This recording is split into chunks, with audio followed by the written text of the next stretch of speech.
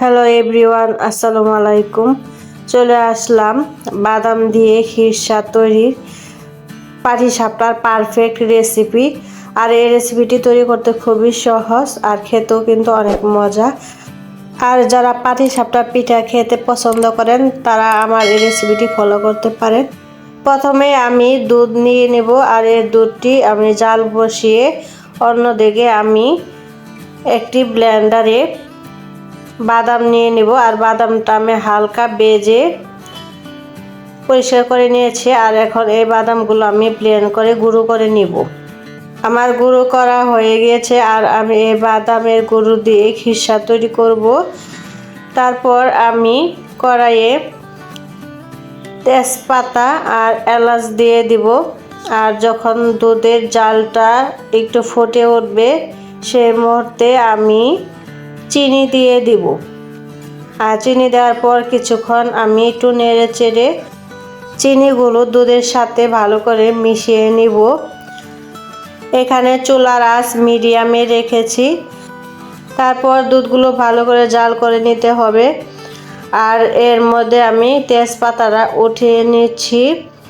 তারপর আমি ব্লেন্ড করা বাদামের গুঁড়োগুলো দিয়ে দিব। দেওয়ার পর আমি দুধের সাথে বাদামগুলো ভালো করে মিশিয়ে অনবরত নাড়তে থাকবো। নাড়ার এ পর্যায়ে তারপর দিয়ে দিব সুজি। এখানে সুজিটা অপশনাল, আপনারা সুজির পরিবর্তে চালের গুঁড়াটাও ব্যবহার করতে পারবেন। তারপর আমি আরও অনবরত নাড়তে থাকবো। এভাবে দুধ যখন ঘন হয়ে আসবে সেই ক্ষেত্রে অনবরত নাড়তে থাকবো। এখানে নাড়ানো বাদ দেওয়া যাবে না, তাহলে নিচে লেগে যাবে। এভাবে আমি অনবরত নাড়তে থাকবো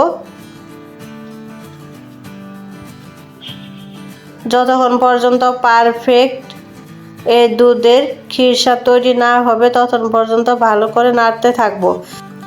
দুধের খিরসাগুলো ঘন হয়ে আসছে, আর এখানে আমি স্প্যাচুলা দিয়ে প্যানের চতুর্দিক থেকে ভালো করে পরিষ্কার করে নাড়তে থাকবো। আর নাড়ার এ পর্যায়ে যখন ঘন হয়ে যাবে একদম, তখন চুলার আঁচ বন্ধ করে এটি ঠান্ডা করে নামিয়ে নেব। অন্যদিকে আমি একটি বলে চালের গুঁড়া নিয়েছি আর নিয়ে নিব ময়দা।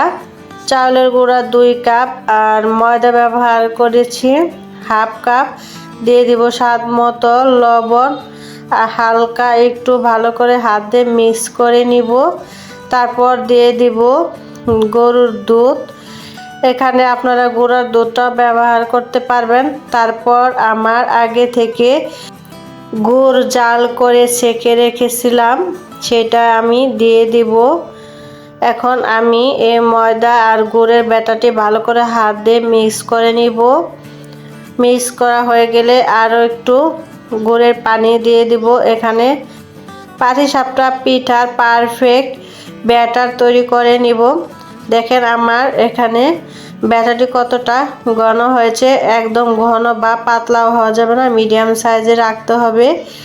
এখন আমি একটি প্যানে একটু টিস্যু পেপারে তেল লাগিয়ে প্যানটি ভালো করে পরিষ্কার করে নিয়েছি। তারপর যতটুকু পরিমাণ পাটিসাপটা তৈরি করব ঠিক ততটুকু পরিমাণ দিয়ে আমি ঢাকনা দিয়ে ঢেকে রেখেছি।